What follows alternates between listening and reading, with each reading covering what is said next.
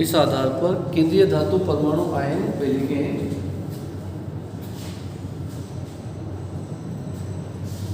को दो समूहों में विभक्त किया जा सकता है। देखो, अपन अभी बात कर रहे हैं HSEB सिद्धांत की। HSEB सिद्धांत मतलब कठोर मृदु एवं क्षार, ठीक है। जैसे मैंने बताया कि अम्ल क्षार के जो सिद्धांत है, हमारे पास 4 सिद्धांत होते हैं। तो आर्गेनिक सिद्धांत, दूसरा लुईस सिद्धांत, तीसरा ब्रांस्टेड-लुईस सिद्धांत और चौथा लक्सपर्ट सिद्धांत। लुईस सिद्धांत की जब हम बात करते हैं तो लुईस सिद्धांत के हिसाब से ऐसे परमाणु अणु या आयन जो इलेक्ट्रॉन को देने की प्रवृत्ति रखते हैं उन्हें लुईस क्षार कहा जाता है, जो ग्रहण करने की प्रवृत्ति रखते हैं उन्हें लुईस अम्ल कहा जाता है, ठीक है। इसी चीज को अपन HSEB सिद्धांत के साथ जोड़ते हैं। जैसे संकुल यौगिक की अपन बात करते हैं तो संकुल यौगिक के अंदर 2 चीजें होती है, तो केंद्रीय धातु परमाणु आयन और दूसरा लिगेंड। लिगेंड परमाणु एवं परमाणु का वो समूह होता है जो इलेक्ट्रॉन को देने की प्रवृत्ति रखता है, इसलिए वो क्षार के समान व्यवहार करता है। और केंद्रीय धातु परमाणु या आयन ऐसे होते हैं जो इलेक्ट्रॉन को ग्रहण करने की प्रवृत्ति रखते हैं, तो वो अम्ल के समान व्यवहार करेंगे। इस धारणा के आधार पर ही केंद्रीय धातु परमाणु आयन व लिगेंडों को 2 समूहों के अंदर बांटा जाता है, ठीक है।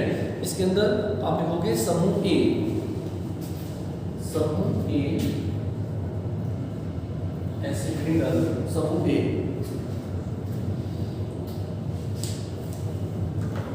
इस समूह के अंदर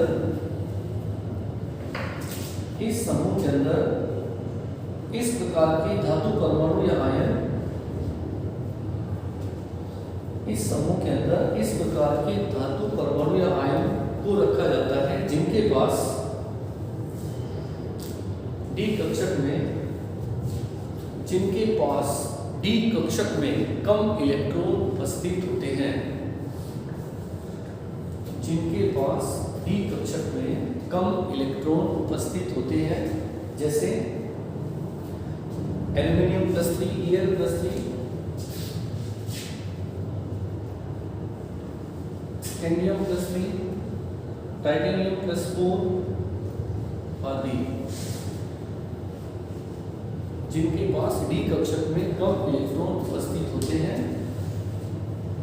जैसे एल्युमिनियम +3, स्कैंडियम +3, टाइटेनियम +4, टाइटेनियम +4। नीचे लाइन चेंज कर लीजिए। इस प्रकार के धातु परमाणु या आयन, इस प्रकार के धातु परमाणु या आयन जिन लिगेंडों के साथ बंध बनाते हैं,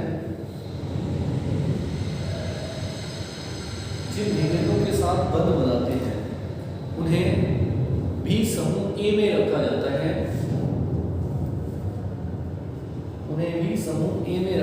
है, जैसे RH, R2H, R2-, RNH2, R2NH, R3N आदि, उन्हें भी समूह ए में रखा जाता है, जैसे RH, R1-, RNH2, R2NH और R3N आदि।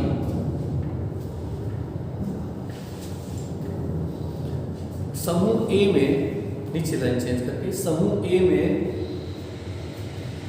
रखे जाने वाले धातु परमाणु एवं आयनों तथा लिगेंडों में,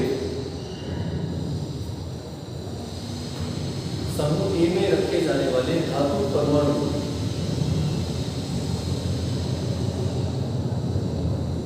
व आयनों तथा लिगेंडों में निम्न विशेषताएं देखी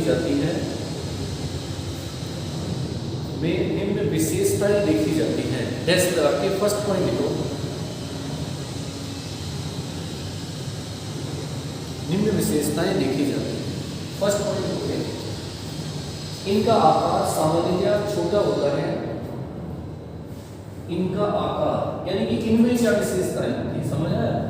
इनमें, इनके अंदर क्या विशेषताएं हैं? इनका आकार सामान्यतया छोटा होता है। सेकंड पॉइंट, ये सामान्यतया हल्के धनायन होते हैं। ये सामान्यतया हल्के धनायन होते हैं। नेक्स्ट, इन पर धनावेश घनत्व उच्च पाया जाता है। इन पर धन आवेश घनत्व उच्च पाया जाता है। नेक्स्ट, इन पर धनावेश घनत्व उच्च पाया जाता है। नेक्स्ट, इनको आसानी से ध्रुवित नहीं किया जा सकता है। इनको आसानी से ध्रुवित नहीं किया जा सकता है। पोलराइजेशन इजीली नहीं किया जा सकता है। नेक्स्ट, इनके संयोजी कोषों में इलेक्ट्रॉनों की संख्या अधिक होती है। इनके संयोजी कोषों में इलेक्ट्रॉनों की संख्या अधिक होती है।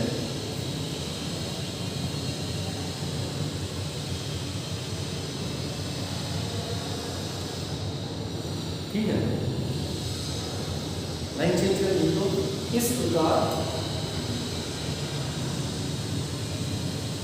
ये कहा जा सकता है कि उपरोक्त विशेषताएं रखने वाले धातु परमाणु या आयन जो कि मुख्य रूप से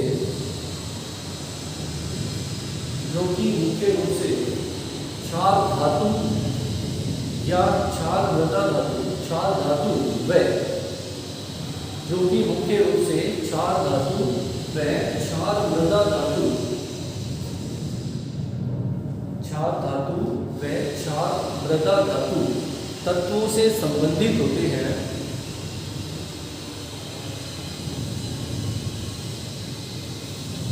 तत्वों से संबंधित होते हैं को समूह ए में रखा जाता है।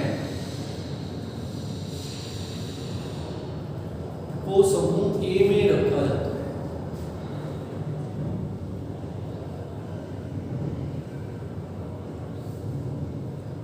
हो गया।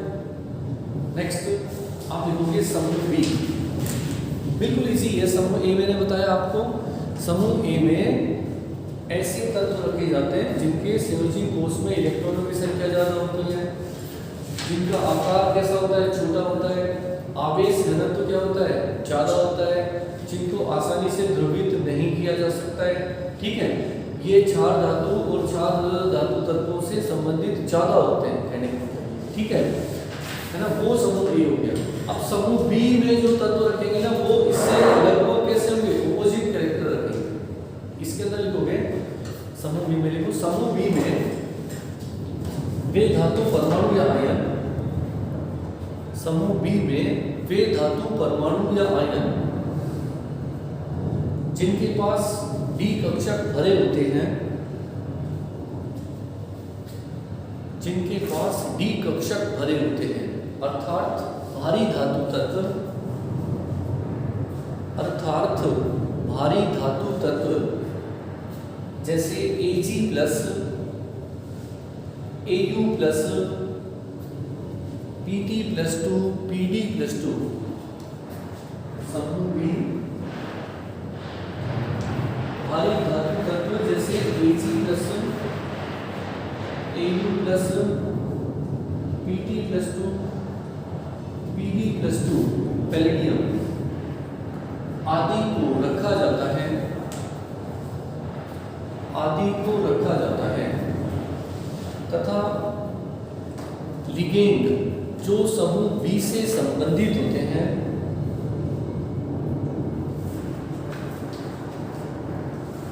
तथा लिगेंड जो समूह बी से संबंधित होते हैं, अर्थात जो समूह बी के तत्वों के साथ,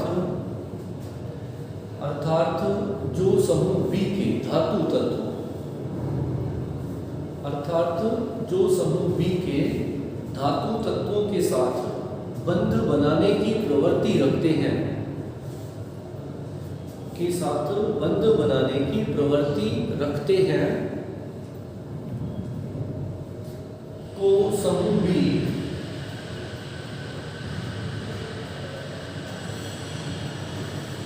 समूह बी के लिगेंड कहा जाता है। को समूह बी के लिगेंड कहा जाता है। जैसे H2S HS माइनस, जैसे H2S HS माइनस आदि, H2S और HS माइनस। लाइन चेंज करके लिखो, समूह बी के केंद्रीय धातु तत्वों या आयनों में,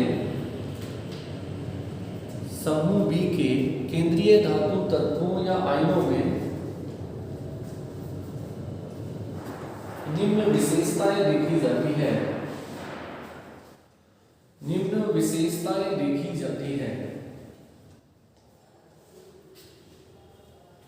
निम्न विशेषताएं देखी जाती है। जैसे अपन वहां पे कह रहे थे कि उनका समूह ए के जो तत्व थे उनका आकार छोटा होता है, आवेश घनत्व ज्यादा होता है, डी इलेक्ट्रॉन ज्यादा होते हैं, ठीक है, उनको आसानी से द्रवित नहीं किया जा सकता। इससे अपोजिट होता है, इनका आकार बड़ा होता है, ठीक है। देखो फर्स्ट देखो, इनका आकार सामान्यतः बड़ा होता है।